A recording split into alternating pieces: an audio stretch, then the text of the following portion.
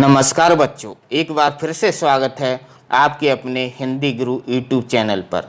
आज हम कक्षा 9 की क्षितिज के गद्य खंड में अध्याय 2 लासा की ओर पाठ के महत्वपूर्ण प्रश्न और उत्तरों का भाग 2 का अभ्यास करेंगे। पिछले वीडियो में मैंने 1 से 9 तक के प्रश्नों के उत्तर पढ़े थे। आज हम उसके आगे के प्रश्न और उत्तरों का अभ्यास करेंगे। प्रश्न 10, यात्रा वृत्तांत के आधार पर तिब्बत की भौगोलिक स्थिति का शब्द चित्र प्रस्तुत करें। वहाँ की स्थिति आपके राज्य शहर से किस प्रकार अलग है? उत्तर, यात्रा वृत्तांत से ज्ञात होता है कि तिब्बत भारत और नेपाल से लगा हुआ देश है, जहाँ कुछ समय तक आने जाने पर प्रतिबंध था। यह स्थान समुद्र तल से काफ़ी ऊंचा है। यहाँ 17-18 हजार फीट ऊंचे डांडे हैं, जो खतरनाक जगह है। ये डांडे नदियों के मोड़ और पहाड़ी की चोटियों के कारण बहुत ऊंचे ऊंचे हैं। यहाँ एक ओर हजारों बर्फ से ढके श्वेत शिखर हैं, तो दूसरी ओर भीटें हैं, जिन पर बहुत कम बर्फ रहती है। यहाँ विशाल मैदान भी है जो पहाड़ों से घिरे हैं। यहाँ के विचित्र जलवायु में सूर्य की ओर मुँह करके चलने पर माथा जलता है, जबकि कंधा और पीठ बर्फ की तरह ठंडे हो जाते हैं। यह स्थिति हमारे राज्य शहर से पूरी तरह अलग है। प्रश्न 12, यात्रा वृत्तांत गद्य साहित्य की एक विधा है। आपकी इस पाठ्य पुस्तक में कौन कौन सी विधाएं हैं? प्रस्तुत विधा उससे किस मायने में अलग है? उत्तर, क्षितिज के पाठ और विधाएं इस प्रकार हैं। 2 बैलों की कथा कहानी विधा है। लासा की ओर यात्रा वृत्तांत है। उपभोक्तावाद की संस्कृति निबंध है। सांवले सपनों की याद संस्मरण है।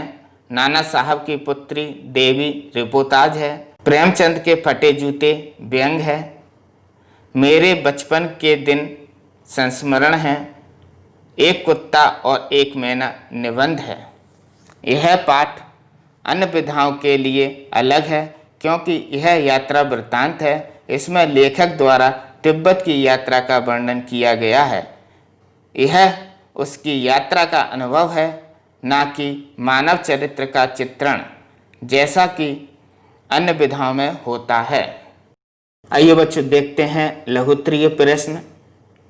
प्रश्न 1, लेखक ने तिब्बत की यात्रा किस भेष में की और क्यों? उत्तर, लेखक ने तिब्बत की यात्रा भिखमंगों के भेष में की, क्योंकि उस समय तिब्बत की यात्रा पर प्रतिबंध था। इसके अलावा डांडे जैसी खतरनाक जगहों पर डाकुओं से इसी भेष में जान बचाई जा सकती थी।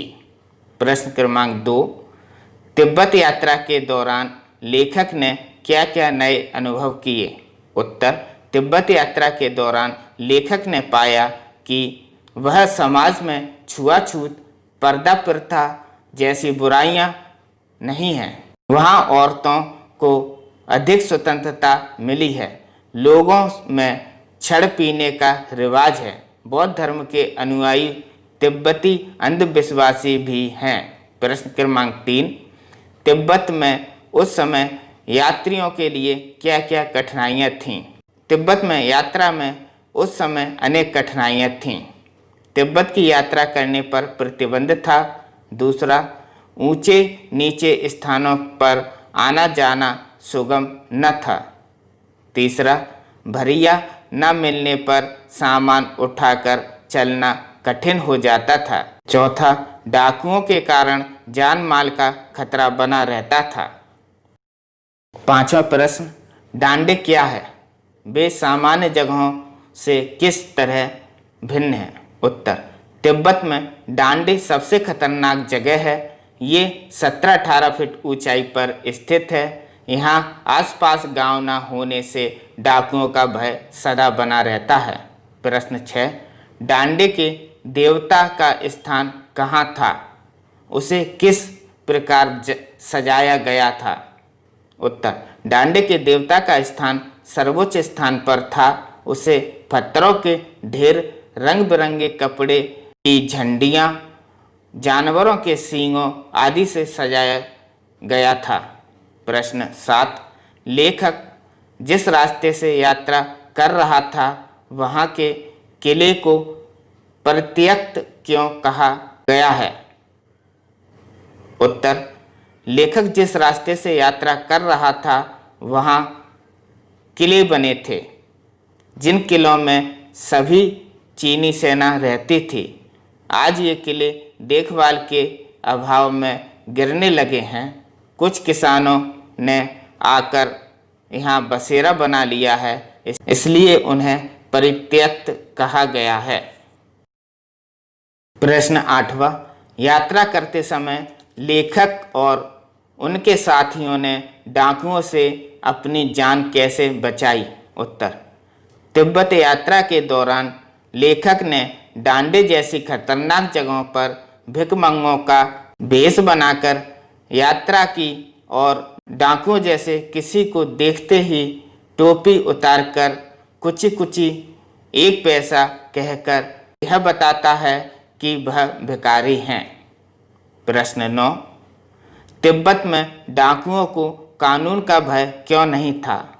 उत्तर, तिब्बत में हथियारों का कानून न होने से डाकुओं को हथियार लेकर चलने में कोई कठिनाई नहीं होती थी। यदि वे किसी की हत्या कर देते हैं तो सुनसान इलाकों में हत्या का कोई गवाह नहीं मिलता है और वे आसानी से बच जाते हैं। प्रश्न 10, कंजूर क्या है? इसकी विशेषताएं लिखिए। उत्तर, कंजूर बुद्ध वचन अनुवाद की हस्तलिखित प्रतियां हैं। यह मोटे कागजों पर सुंदर अक्षरों से लिखी गई हैं। ये प्रतियां भारी हैं। इनका वजन लगभग 15-15 किलो तक का होता है।